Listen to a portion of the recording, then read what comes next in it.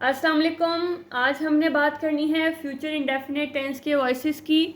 इससे पहले हम प्रेजेंट और पास्ट के वॉइसेस को बहुत अच्छे से समझ चुके हैं। इस टेबल के साथ उनके रूल्स रेगुलेशन स्ट्रक्चर के साथ हमने उनको कर लिया। अगर आपने नहीं देखा तो वो प्लेलिस्ट में मौजूद हैं, आप जाके वहाँ से इसको देख सकते हैं। आज हमने बात करनी है फ्यूचर इंडेफिनिट टेंस की कि उसके एक्टिव सेंटेंस की क्या पहचान होगी, उसको हम पैसिव में कैसे चेंज करेंगे।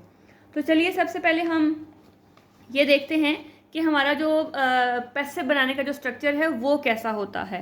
वैसे तो हमने हर वीडियो में इसको डिटेल से बात की हुई है, लेकिन थोड़ा सा रिवाइज कर लेते हैं ताकि हमें यहाँ पे कोई भी कन्फ्यूजन ना हो। जी, ये हमारा स्ट्रक्चर है। किसी भी एक्टिव को पैसिव में जब चेंज करना है तो हमारे पास जो स्ट्रक्चर होता है वो होता है सब्जेक्ट, वर्ब और ऑब्जेक्ट। लेकिन पैसिव में हम क्या करते हैं, हम ऑब्जेक्ट, वर्ब और सब्जेक्ट करते हैं, यानी कि जो हमारी अरेंजमेंट है वो 3-2-1 हो जाती है। इसको मैं पहले बहुत बार डिटेल से डिस्कस कर चुकी हूँ, इसलिए सिर्फ हम जो हमारे पास स्ट्रक्चर है एंड में उसकी बात करते हैं। मतलब हमारे पास ऑब्जेक्ट आता है, ऑब्जेक्ट और वर्ब के दरमियान हमने हेल्पिंग वर्ब लगाना है, वर्ब की थर्ड फॉर्म आती है, फिर वर्ब और सब्जेक्ट के दरमियान में बाय को ऐड करते हैं और एंड में हम सब्जेक्ट लगाते हैं। और अगर आपके पास कोई एक्स्ट्रा इन्फॉर्मेशन है तो वो हमेशा एंड में लगती है। तो क्या होगा, ऑब्जेक्ट, हेल्पिंग वर्ब, वर्ब की थर्ड फॉर्म जिसको पास्ट पार्टिसिपल भी कहते हैं, बाय और फिर आपका सब्जेक्ट। तो ये हमारा स्ट्रक्चर हो गया। अब चलते हैं कि अपने इस टेबल की तरफ जो हम कर रहे हैं और जिससे हम ये पहचानते हैं कि हमें कैसे पता लगेगा कि हमारा जो सेंटेंस है वो फ्यूचर का है और हमने उसको कैसे चेंज करना है। जी, ये वो टेबल है जो आपके लिए बहुत हेल्पफुल हो सकता है। ये देखिए, हमने सारा टेबल कंप्लीट कर लिया हुआ है। आज हमने फ्यूचर की बात करनी है, उससे पहले हम अपना प्रेजेंट और पास्ट कंप्लीट कर चुके हैं। तो फ्यूचर इंडेफिनिट में हमारे पास सेंटेंस में क्या दिया गया होगा, विल और शेल मैंने लिख दिया है, लेकिन शेल हम अब इस्तेमाल सच नहीं करते हैं। शेल का इस्तेमाल सिर्फ ऑफिशियल लैंग्वेज में होता है, या आप ये कह लें कि जहाँ पे आपकी ऑब्लिगेशन है, जहाँ पे आपका वो काम करना लाजमी है ऑफिशियल लैंग्वेज में, ठीक है, तब हम शेल यूज़ करते हैं। वरना अब आई और वी का कोई कॉन्सेप्ट नहीं है कि आई और वी के साथ आपने शेल लगाना है और बाकी सब के साथ विल लगाना है, ऐसा कोई अब वाला सीन नहीं है। इस टेंस को हम बहुत डिटेल से टेंस सीरीज़ में डिस्कस कर चुके हुए हैं और रीज़न सारी मैंने वहाँ बताई हुई है कि हम क्यों इसको इस्तेमाल नहीं करते हैं और कब कब इस्तेमाल करते हैं, ठीक है। तो शेल जस्ट आप ये देख लें कि मैंने आपको आपके लिए लिख दिया है, लेकिन इतना इस्तेमाल नहीं होता। लेकिन एक दो एग्जाम्पल बताऊँगी कि जिसको हम किस तरह से इस्तेमाल करते हैं। तो विल शेल के बाद हमेशा हमारी फर्स्ट फॉर्म आती है और चेंज करते हुए हम विल बी और शेल बी लगाते हैं, ठीक है। याद रखना है कि आपने क्या यूज़ करना है, यहाँ पे अब बी का इस्तेमाल करना है जब आपके पास फ्यूचर इंडेफिनिट का सेंटेंस होगा। तो चलिए अब जल्दी से एग्जांपल्स देख लेते हैं और प्रैक्टिस कर लेते हैं। और नीचे ये अब आपको मेरे ख्याल से याद हो गया होगा कि हमने सब्जेक्ट को और जब ऑब्जेक्ट बनाना है तो हमने उसको किस तरह से लिखना है। फॉर एग्जाम्पल अगर आए है तो मी में, ही है हर में होगा और बाकी सारे के सारे आपके सामने लिखे हुए हैं, आप इसको एक दफ़ा देख सकते हैं। जी, अब सेंटेंसेस की बात कर लेते हैं। They will meet me tomorrow. तो जैसे हमने पहले कहा था कि हमने यहाँ पे सबसे पहले सब्जेक्ट निकालना है। सब्जेक्ट है दे क्या करता है, वो मीट है, सॉरी मतलब कि मीट करेगा, मिलेगा, किससे मिलेगा, मी, ठीक है, ये आपका ऑब्जेक्ट है। तो इसका मतलब है टुमारो क्या है, आपका एक्स्ट्रा इन्फॉर्मेशन है। तो ये देखें, ये विल आपको शो करवाएगा फ्यूचर इंडेफिनिट का, और हमने इसको चेंज करते हुए हमने क्या करना है, विल बी लगाना है, ठीक हो गया। तो अब हम क्या लिखेंगे, आई विल बी, मीट की थर्ड फॉर्म होती है मेट, बाय देम टुमारो। तो जैसे मैंने कहा कि अब आपके वो रिस्ट्रिक्शन नहीं है कि आई के साथ आपने शेल यूज़ करना है या वी के साथ शेल यूज़ करना है। अब ऐसी कोई रिस्ट्रिक्शन नहीं है, सिर्फ हम शेल को इस्तेमाल लीगल जो लैंग्वेज है या बहुत ही फॉर्मल जो लैंग्वेज है वहाँ पे यूज़ करते हैं। इनफॉर्मल लैंग्वेज में हम आई और वी के साथ भी विल लगाते हैं। और मैंने यहाँ पे मोस्टली जो सेंटेंसेस हैं, या कह लें कि सारे सेंटेंसेस मैंने इनफॉर्मल लिखे हैं।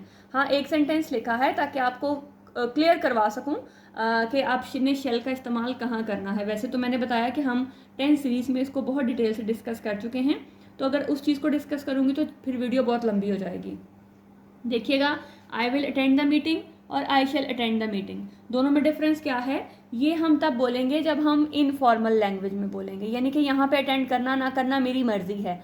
लेकिन जब मैंने आई शैल अटेंड द मीटिंग बोल लिया तो इस मीन्स कि ये मेरा ऑफिशियल मेरा कोई टास्क है, ये मेरी ऑब्लिगेशन है, ये मुझे करना ही करना है।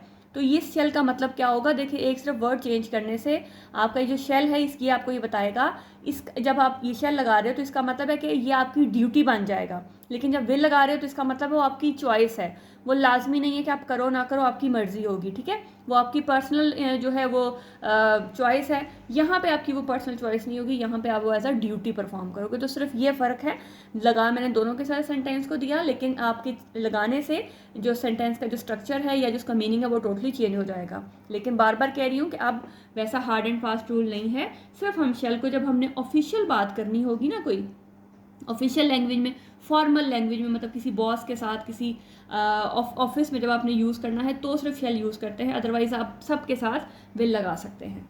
तो चलिए आप बात करते हैं, ये आपका सब्जेक्ट है, सब्जेक्ट क्या करता है, अटेंड करता है, क्या अटेंड करता है, मीटिंग, तो क्या आएगा, द मीटिंग, ठीक है। तो हमने अब यूज़ करना है विल बी अटेंडेड बाय मी, ठीक है।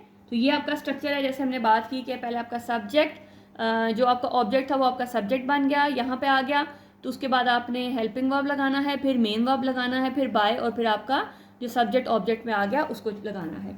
तो आई शैल अटेंड द मीटिंग, इसका भी आपके पास सेम ही बनेगा, सिर्फ ये आपको समझाने के लिए लगाया था, अदरवाइज इसका भी सेम ही जो है वो आंसर होगा। You will not learn a new language, ठीक है। तो यू आपका सब्जेक्ट है, सब्जेक्ट क्या करता है, लर्न करता है, क्या लर्न कर रहा है, अ न्यू लैंग्वेज, तो क्या होगा, a new language will be learned by you. अब ठीक है, मैं पहले से बताती आ रही हूँ कि आपने नॉट को कभी भी डायरेक्ट पुट नहीं करना, आप पहले इसको सॉल्व कर लें, उसके बाद नॉट को पुट करें। तो नॉट कहाँ पे आएगा, हमेशा हमारा हेल्पिंग वर्ब के बाद आता है, तो अ new language will not be, बच्चे क्या करते हैं मोस्टली लगाते हैं विल बी नॉट, तो ऐसा नहीं होता, हमेशा हमारा ये जो हेल्पिंग वर्ब है उसके बाद आएगा। तो will she buy a new laptop, तो जैसे मैं पहले भी बताया आपको कि आप इस तरह के सेंटेंसेस में इसको पहले अरेंज कर लिया करें, she will buy a new laptop, ठीक है। अब इसको चेंज करें आप, इसको जो आपका सब्जेक्ट है, फिर ये वर्ब है और ये ऑब्जेक्ट है, तो क्या होगा, a new laptop will be bought by हर, ठीक है। तो अब यहाँ से जो आपका हेल्पिंग वर्ब है ये बाहर आ जाएगा, फिर मुझे जो स्पेस छोड़ना याद नहीं रही, मैंने उसी लिहाज से दो लाइनें छोड़ी थी, तो ये क्या होगा, आप सुनते जाएं ज़रा, अगर लिखने की समझ ना भी आए, will a new laptop be bought by हर, ठीक है, और एंड में क्वेश्चन मार्क, तो ये आपका इसका आंसर हो जाएगा। When will they meet me tomorrow, तो आप इन सेंटेंसेस में हम व्हेन को नहीं छेड़ते हैं, उसको जैसा है वैसे ही रहने दें, विल को अंदर लेके जाएं तो होगा they will meet me tomorrow, ठीक है। तो ये आपके पास सेंटेंस आ गया। अब इसको हम चेंज करते हैं, ये सब्जेक्ट है, ये वर्ब है और ये ऑब्जेक्ट है, इसको चेंज करेंगे तो I will be met by them tomorrow, ठीक है। अब यहाँ से ये मेरा हेल्पिंग वर्ब है, इसको मैं बाहर ले आती हूँ, will I be met by them tomorrow, ठीक है। और अब ये व्हेन क्या था, ये जो है एंड में मेरे पास ऐसे ही जैसे स्टार्ट में यहाँ लगा हुआ है वैसे ही यहाँ पे मेरे पास आ जाएगा, तो क्या बन जाएगा, when will I be met by them tomorrow और एंड में क्वेश्चन मार्क, ठीक है। तो ये थे हमारे आज के फ्यूचर इंडेफिनिट टेंस के सेंटेंसेस। आई होप कि आपको समझ आ गई होगी, अगर आप शुरू से देखते आए हैं तो फिर आपके लिए बहुत ही ईजी होगा। तो कमेंट करके लाजमी बताइएगा कि आपको किस हद तक इसकी समझ आई। अगर वीडियो अच्छी लगी हो तो लाइक लाजमी कीजिएगा। बहुत सा ख्याल रखिएगा अपना, मिलते हैं नेक्स्ट वीडियो में लास्ट टेंस के साथ, तब तक अल्लाह हाफिज़।